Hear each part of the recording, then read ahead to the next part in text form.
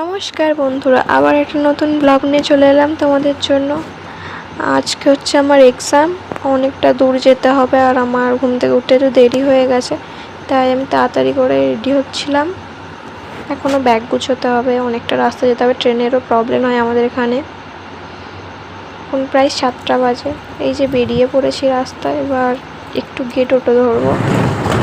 এই যে টোটো উঠে পড়েছি।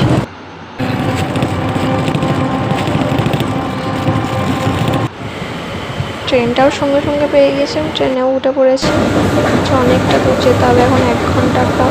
চলো যাওয়া যাক, তোমরা ভিডিওটা দেখতে থাকো।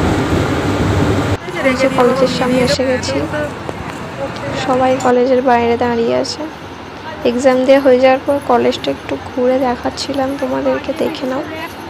খুব সুন্দর কলেজটা। এই যে আমরা সবাই মিলে যাচ্ছিলাম কলেজটা একটু ঘুরতে।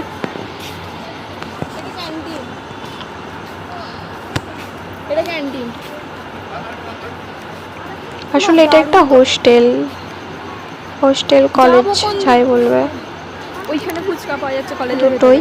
আর সেই জন্য এখানে রান্না বান্না সব কিছুই হয়, এখানে থাকে মেয়েরা। সামনে আমরা ফুচকা দেখতে পেয়েছিলাম, তাই এরা বলছিল ফুচকা খাবে, যাচ্ছিলাম। আমরা ফুচকা খেতে এসেছি, দেখি কি ফুচকা পাওয়া যায়। খেয়ে দেখলাম খুবই ভিড়, তাই দাঁড়িয়েছিলাম।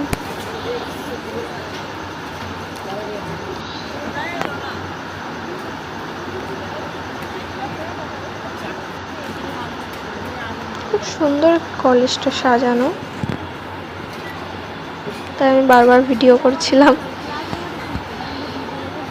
এটা হচ্ছে ক্যান্টিন। আমি এখানে বসে আছি, ওরা ওখানে ফুচকা খাচ্ছে। এটা হচ্ছে গার্লস হোস্টেল।